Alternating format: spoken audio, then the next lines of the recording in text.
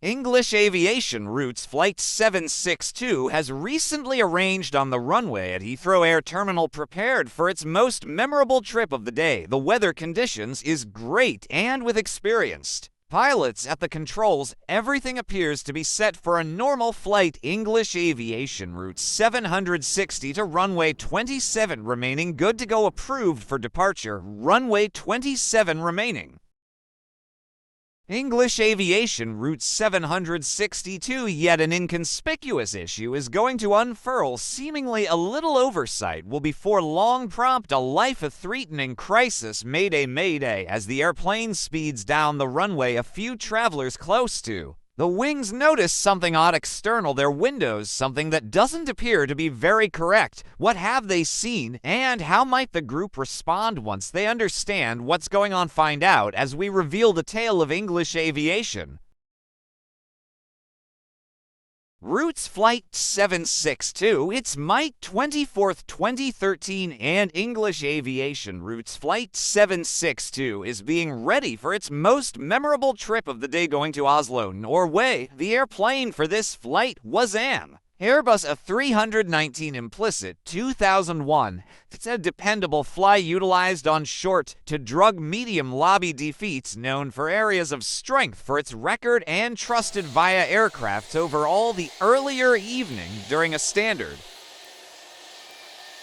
week-by-week check. Specialists opened the fan cowl entryways on the two motors to check the oil levels. Coming up short on the important devices, they postponed the undertaking, leaving the fan cowl entryways unlatched, disregarding standard techniques to exacerbate the situation. No advance notice was set in the cockpit, leaving the oversight inconspicuous. Soon thereafter, the professionals got yet. Rather than going once again to Flight 762, they unintentionally adjusted an Airbus A321 on a close-by stand. Accepting they had finished the responsibility, they closed down the desk work for Flight 762. The fan cowl entryways anyway stayed unlatched, and the oil levels were underneath functional principles. The next morning, to pilots and 3 lodge team detailed for obligation at 5:45 at the Administrator Team Report Center at Heathrow Air Terminal. The pilots and lodge group advised independently prior to continuing to the airplane stopped on stand 513 at Heathrow Terminal 5. They met on the plane around 45 minutes before departure. The pilots explored the airplane's specialized log together. The chief then,